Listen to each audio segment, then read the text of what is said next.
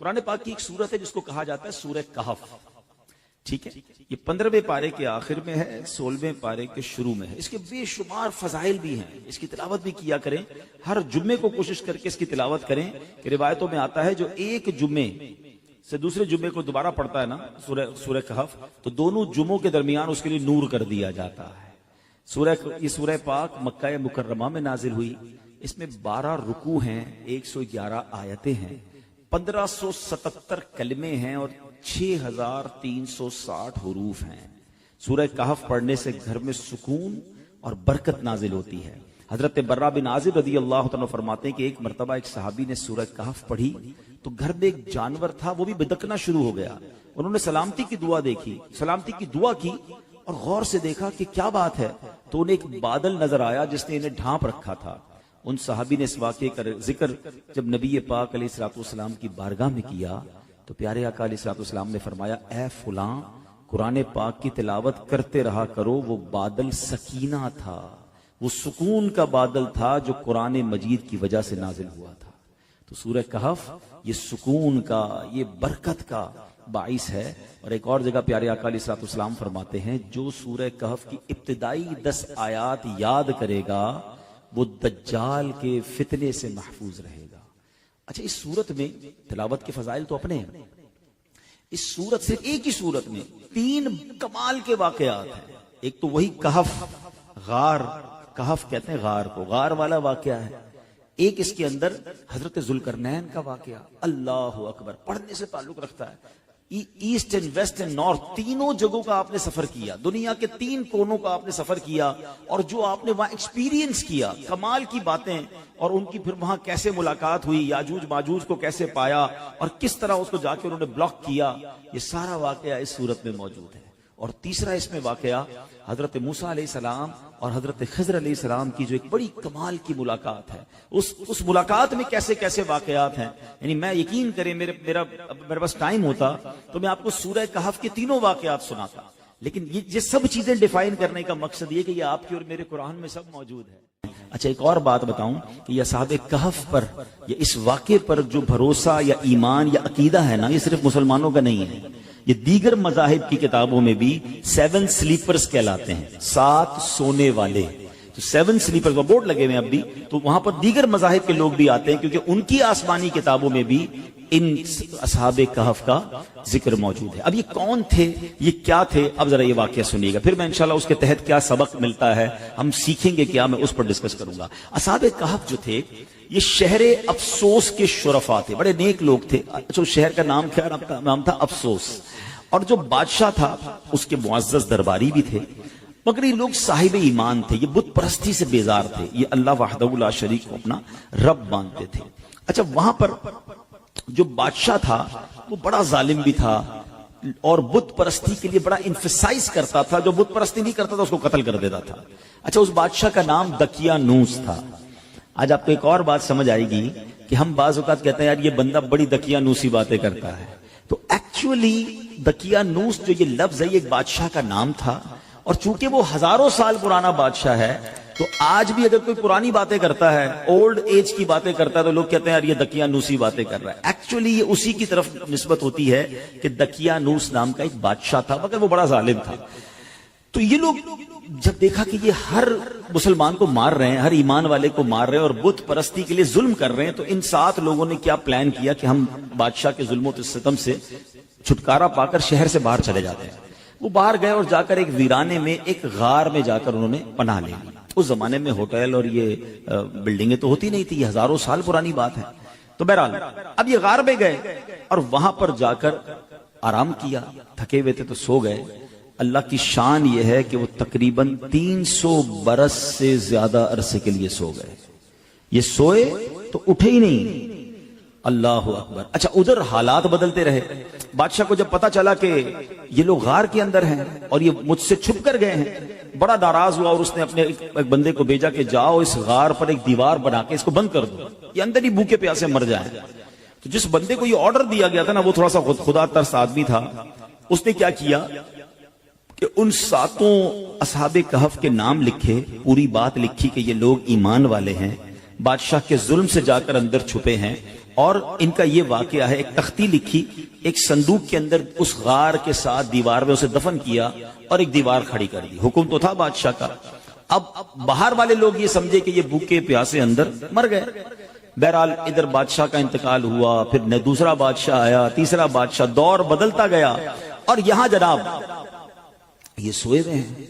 After 300 years کیا ہوا کہ ایک اور بادشاہ آیا جس کا نام تھا بیدروس. وہ بڑا نیک دل بادشاہ تھا، ایمان والا بادشاہ تھا، اللہ پر ایمان لاتا تھا. مگر اس کے دور میں ایک عجیب و غریب فتنہ کھڑا ہوا. کچھ لوگوں نے یہ معاذ اللہ کہتے ہیں کہ شک پیدا کرنا شروع کر دیا، کمپلین کرنا شروع کر دی، آرگیومنٹ شروع کر دیا کہ مرنے کے بعد اللہ دوبارہ پیدا نہیں کر سکتا، یعنی مرنے کے بعد دوبارہ کوئی زندگی نہیں ہے. اب بادشاہ بڑا نیک دل آدمی سمجھاتا لوگوں کو، لوگ اس کی بات کم سنتے، اس فتنے کی بات زیادہ سننے لگے.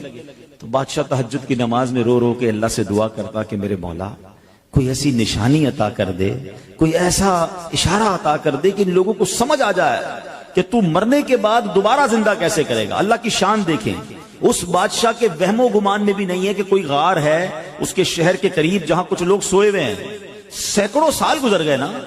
اب اللہ کی شان دیکھیں اس بادشاہ کی، وہ گریہ بازاری، وہ دعائیں کیسی رنگ لائیں کہ ایک چرواہا جو تھا بکریاں چراتے چراتے اس غار کے قریب پہنچا. اب قریب پہنچا تو دیوار 300 سال پرانی ہو گئی تھی، تو دیوار دھڑام سے گری. جیسی غار کے اندر اس نے دیکھا تو وہ گھبرا کر دوڑ پڑا. اچھا یہاں جیسی دیوار گری تو ان بندوں میں سے وہ 7 افراد اٹھ گئے. اچھا وہ اٹھے تو وہ سمجھے ہم 2 4 6 گھنٹے 8 گھنٹے سو کر اٹھے، ٹھیک ہے نا. انہوں نے نماز وغیرہ پڑھی، اب بھوک لگ رہی ہے تو ایک ساتھی کو کہا ذرا جانا باہر اور دیکھ بھال کر بادشاہ دقیانوس کے سپاہی کہیں پکڑ نہ لیں، کھانا لے کر آ جائے. وہ بندہ چھپتے چھپاتے بازار گیا تو سارے بازار کا ماحول ہی الگ، عمارتیں الگ. بہرحال اتنا اس کو خیال نہیں ہے. اس نے جا کر ایک دکاندار نان بائی جو روٹی بیچنے والا تھا اس نے پیسے دیے کہ مجھے کچھ روٹیاں چاہیے. تو نان بائی نے جب وہ پیسے دیکھے کہا یہ سکے کہاں سے آ گئے، یہ تو کرنسی ختم ہو گئی تھی، 300 سال پرانی کرنسی تھی. تو کہا یہ پیسے تو ہمارے یہاں نہیں چلتے، کس زمانے کے پیسے لے کے آئے؟ بھائی یہی تو پیسے ہیں، کل تو ہم نے پیسے لے کے غار میں گئے، آج تمہیں دے رہے تم کہہ رہے پیسے نہیں چلیں گے. اچھا یہ بتاؤ دقیانوس بادشاہ کہاں ہے آج کل؟ وہ جو اصحاب کہف میں سے ایک بندہ تھا وہ پوچھتا ہے کون دقیانوس؟ اس زمانے کا تو کوئی بادشاہ یہاں پر نہیں ہے. اب وہ حیران کہ بادشاہ کل تو ہم جا کے غار میں گئے، آج بادشاہ کی کوئی پہچان نہیں رہا، کرنسی ہماری چل نہیں رہی. ادھر وہ نان بائی سمجھ گیا کہ یہ سینکڑوں سال پرانی کرنسی ان کے پاس ہے، ان کو لگتا ہے کوئی خزانہ مل گیا ہے. تو انہوں نے پکڑ کر اس بندے کو جو اصحاب کہف میں سے تھے پولیس والوں کے یا حکام کے حوالے کر دیا. وہ حکام انہیں بادشاہ کے پاس لے گئے. بادشاہ کو جب یہ سارا واقعہ پتا چلا اس نے کہا ہم تو دقیانوس بادشاہ کے زمانے کے لوگ ہیں، ہم تو سوئے اٹھے تو آپ بتا رہے ہیں کہ وہ بادشاہ بھی نہیں ہے، پیسے بھی یہ نہیں چل رہے، یہ زمانہ کون سا ہے؟ تو بادشاہ نے معلوم کیا تو پتا چلا کہ یہ 300 سال پرانی بات کر رہے ہیں. یہ کیسے پوسیبل ہے کہ بندہ بھی جوان ہے، بوڑھا بھی نہیں ہوا اور 300 سال پرانی بات کر رہا ہے؟ کہ میں اکیلا نہیں ہوں، 7 6 اور بھی ہیں. کہ کدھر ہے؟ کہ غار میں. کہ چلو. اب بادشاہ نے پورا لشکر لیا. یقین تو بادشاہ کو بھی نہیں آ رہا تھا کہ یہ ہو کیا رہا ہے. اب پورے لشکر کو لے کر جب وہ غار کے قریب پہنچے تو ادھر جو غار میں لوگ تھے وہ سمجھ گئے کہ دقیانوس بادشاہ کے بندے آ گئے ہیں، ہمارا بندہ پکڑا گیا ہے، اب ہماری خیر نہیں ہے. وہ سجدے میں چلے گئے، وہ دعائیں کرنے لگے، استغفار پڑھنے لگے. مگر جب سپاہی آئے تو سپاہی بھی کوئی اور، بادشاہ بھی کوئی اور. کسی کو یقین نہ آئے ان کی باتیں. اب وہ تختی کام آئی. اب جب دیوار کھودی گئی تو وہ تختی نکلی اندر سے جو 300 سال پہلے دقیانوس بادشاہ کے بندے نے، اس کے ملازم نے لکھ کر رکھی تھی کہ ان 7 بندوں کے نام یہ ہیں اور یہ دقیانوس بادشاہ کے خوف سے جا کر اندر سوئے ہیں اور یہ ایمان والے ہیں. اللہ اکبر. جب بادشاہ کو یہ پتا چلا نا، پہلے تو وہ گیا سجدہ شکر میں کہ اللہ تو نے میری پکار سن لی، ایسی نشانی بتا دی کہ بندہ مرنے کے بعد کیسے جیے گا. تو نے تو جیتے جی ہمیں دکھا دیا کہ تو چاہے تو 300 سال تک کوئی سویا رہے، نہ اس کا بال بیکا ہو، نہ بال سفید ہو، نہ باڈی گلے، اور میرے رب تو نے انہیں پھر زندہ کر دیا. اب جناب پورا شہر آیا، سارے لوگ آئے جو بے ایمان ہو گئے تھے، جو اللہ کی قدرت کے انکاری ہو گئے تھے، سب کلمہ پڑھنے لگے، سب اللہ کی وحدانیت پر یقین لائے. سبحان اللہ. اب یہ جو اصحاب کہف تھے سبحان اللہ. یہ لوگ جو تھے جب انہوں نے دیکھا کہ اب ماشاءاللہ سب لوگ ایمان لے آئے ہیں اور یہ کام سارا ہو گیا ہے، تو پھر انہوں نے کہا کہ اے بادشاہ ہم اللہ کے تمہیں سپرد کرتے ہیں، تمہارا کام ہو گیا. یہ پھر غار کے اندر گئے اور پھر سو گئے اور اللہ نے اسی حالت میں انہیں وفات دی. بادشاہ بیدروس نے سال کی لکڑی کا صندوق بنوا کر اصحاب کہف کی مقدس لاشوں کو ان میں رکھوا دیا. اللہ کریم نے اصحاب کہف کے غار کا ایسا روب لوگوں کے دلوں میں ڈالا کہ لوگ ان کی قبروں تک نہیں جا پاتے تھے. اصحاب کہف کی لاشوں کا حفاظت کا انتظام بھی رب نے کیا اور بیدروس بادشاہ نے غار کے منہ پر ایک مسجد بنائی. سالانہ ایک دن مقرر کیا اور ہر سال لوگ وہاں پر ان کے گویا عرس میں جمع ہو کر اللہ کی عبادت کرتے اور گویا وہاں جا کر عبادت کرتے. تو اے میرے پیارے اسلامی بھائیوں، یہ ایک واقعہ جو تفسیر قرآن کے ذریعے میں نے آپ کو سنایا. قرآن میں سورہ کہف میں یہ پورا تفصیل سے واقعہ موجود ہے. جو سورہ کہف پڑھتے ہیں، یہ آیتیں بار بار پڑھتے ہوں گے. بسم اللہ الرحمن الرحیم. ام حسبت ان اصحاب الکہف والرقیم کانوا من آیاتنا عجبا اذ اوى الفتية الى الكهف فقالوا ربنا آتنا من لدنك رحمة وهيئ لنا من امرنا رشدا فضربنا على آذانهم في الكهف سنين عددا ثم بعثناهم لنعلم أي الحزبين أحصى لما لبثوا أمدا نحن نقص عليك نبأهم بالحق إنهم فتية آمنوا بربهم وزدناهم هدى. کیا تمہیں معلوم ہوا، ترجمہ کنز ایمان سنیں، کیا تمہیں معلوم ہوا کہ پہاڑ کی کھو اور جنگل کے کنارے والے ہماری ایک عجیب نشانی تھے. جب ان جوانوں نے غار میں پناہ لی پھر بولے اے ہمارے رب ہمیں اپنے پاس سے رحمت دے اور ہمارے کام میں ہمارے لیے راہ یابی کے سامان کر. تو ہم نے اس غار میں ان کے کانوں پر گنتی کی کئی برس تھپکا. پھر ہم نے انہیں جگایا کہ دیکھیں دو گروہ میں کون ان کے ٹھہرنے کی مدت زیادہ ٹھیک بتاتا ہے. ہم ان کا ٹھیک ٹھیک حال تمہیں سنائیں. وہ کچھ جوان تھے کہ اپنے رب پر ایمان لائے اور ہم نے ان کی ہدایت بڑھائی سبحان اللہ. ان کے ناموں میں بہت اختلاف ہے. حضرت علی کرم اللہ تعالی وجہ الکریم فرماتے ہیں ان کے نام یہ ہیں: یملیخا، مکشکلینا، مشلینا، مرنوش، دبرنوش، شادنوش اور ساتواں چرواہا تھا جو ان لوگوں کے ساتھ ہو لیا. حضرت علی نے اس کا ذکر نہیں فرمایا. اور ان لوگوں کے کتے کا نام کتمیر تھا اور لوگوں کے شہر کا نام افسوس تھا اور ظالم بادشاہ کا نام دکیانوس تھا. تفسیر ساوی میں کچھ اور نام بھی لکھے ہیں، یعنی ناموں میں کچھ اختلاف ضرور ہے مگر ان کے ناموں کی برکت کیا ہے سبحان اللہ. ذرا سنیے گا. حضرت ابن عباس رضی اللہ تعالیٰ سے روایت ہے اصحاب کہف کے ناموں کا تعویذ 9 کاموں کے لیے مفید ہے: بھاگے ہوئے کو بلانے کے لیے اور دشمنوں سے بچ کر بھاگنے کے لیے. کوئی بھاگ گیا اس کو بلانا ہے یا خود دشمنوں سے بچنا ہے اس کے لیے بڑا مفید ہے. آگ بجھانے کے لیے کپڑے پر لکھ کر آگ میں ڈال دیں انشاءاللہ آگ بجھ جائے گی. بچوں کے رونے اور تیسرے دن آنے والے بخار کے لیے. مگر پھر بھی اس واقعے سے ہمیں درس کیا ملتا ہے کہ مرنے کے بعد زندہ ہونا، ہو کر اٹھنا یہ حق ہے. اور اصحاب کہف کے اس واقعے سے گویا رب نے ایک اور قدرت کا نظارہ ہمیں دکھایا سبحان اللہ. اور ایک اور بڑی پیاری بات پتہ چلی کہ جب بندہ اپنے ایمان کو بچا کر، اپنے دین کو بچا کر، اپنے آپ کو گناہوں سے بچا کر کسی سفر پر نکل جاتا ہے، کسی جگہ ہجرت کر جاتا ہے، وطن چھوڑتا ہے، پھر اللہ اس کی غیب سے مدد فرماتا ہے اور ایسی مدد فرماتا ہے کہ عقل بھی کام نہیں کرتی. دیکھیں نا 300 سال غار میں اللہ نے حفاظت کی کیونکہ ایمان کی فکر تھی. کہ آج کے دور میں ہمیں ایمان بچانے کی فکر ہے؟ ہم تو بے ایمانوں کی دوستی میں بھی خوش ہیں. لوگ کہتے ہیں کوئی بات نہیں، میرا ایک دوست ہے بد مذہب ہے مگر میں پکا ہوں، میں بیٹھتا ہوں اس کے ساتھ، میں سنتا ہوں اس کی باتیں لیکن میں پکا ہوں، میں بیٹھتا ہوں. اللہ اکبر. ہمارے بزرگ وطن چھوڑ گئے، جان تکلیف میں ڈال دی مگر بے ایمانوں کی صحبت میں نہ بیٹھے. ابھی آئے گا نا ماہ رمضان تو کچھ شروع ہو جائیں گے سوشل میڈیا پر، ماہ مفسرین بن جاتا ہے نا. ہر بندہ قرآن کی تفسیر اپنی مرضی سے کر رہا ہوتا ہے، اپنے حساب سے جناب قرآن کھولیں گے. کوئی پینٹ شرٹ پہن کے قرآن سمجھا رہا ہوگا، کوئی داڑھی منڈا قرآن سمجھا رہا ہوگا، کوئی رمضان ٹرانسمیشن کے نام پر آپ کو بے وقوف بنائے گا. لوگ سب کی دیکھ سنیں گے. اور اللہ کے بندو، یہ ایمان کے بعض اوقات لوگ ڈاکو ہوتے ہیں. ہمیں قرآن سیکھنا ہے مگر عالم دین سے سیکھنا ہے نا، مفسر قرآن سے سیکھنا ہے.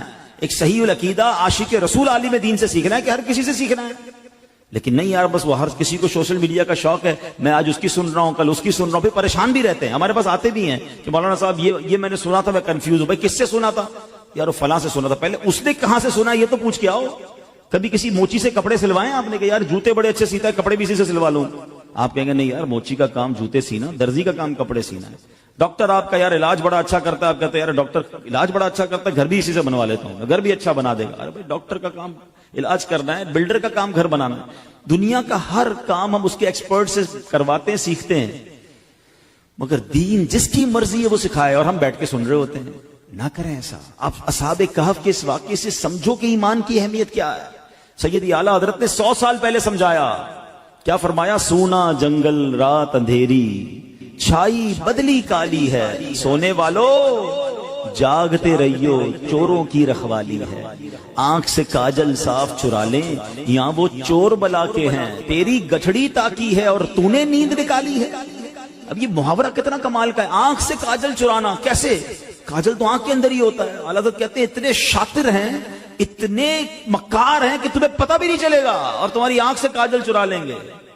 قرآن کے نام پر تمہارا ایمان چھین لیں گے, تفسیر کے نام پر دین کی بات کرنے آئیں گے اور تمہارا ہی دین لے کے چلے جائیں گے, تمہارے عقیدے میں وسوسے کی سوئی چبو کے چلے جائیں گے. تو یہ سمجھنا ہے کہ میں نے اپنے دین کی, اپنے ایمان کی حفاظت کیسے کرنی ہے. اور سبحان اللہ ایک اور بات یہ پتا چلا کہ بیدروس بادشاہ نیک دل مسلمان تھا نا. اچھا قرآن میں واقعہ موجود ہے نا. اس نے کیا کیا کہ ایک دن مقرر کیا سال کا, اور بزرگوں کے مزار کے پاس جا کر پورا سال میں ایک دن مقرر کر کے لوگ وہاں جاتے تھے, گویا ان کا عرس مناتے تھے, وہاں عبادت کرتے تھے, رب کی عبادت کرتے تھے.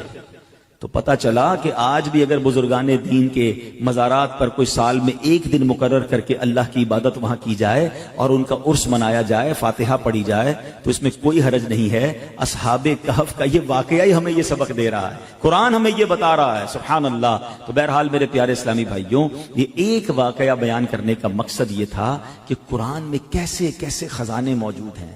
تو پلیز اس رمضان میں صرف قرآن پاک کی تلاوت نہیں کرنی, قرآن پاک کو انڈرسٹینڈ کرنے کی طرف بھی آئیں. اللہ کی رحمت سے دعوت اسلامی کے ماحول میں ہمیں تفسیر قرآن صراط الجنان بڑی آسان اردو زبان میں دے دی گئی ہے. اس کو پڑھیں, پڑھ نہیں سکتے تو اس کی آڈیو جاری کر دی گئی ہے, سننا شروع کر دیں. آپ دیکھتے ہوں گے دعوت اسلامی والے تو پورا سال ہی فجر کی نماز کے بعد مسجدوں میں تفسیر قرآن کچھ 1-2 صفحے پڑھ کے سناتے ہیں. کیوں؟ تاکہ روز کچھ نہ کچھ قرآن جو ہے وہ ہمارے دل میں اترتا رہے, ہم سمجھتے رہیں.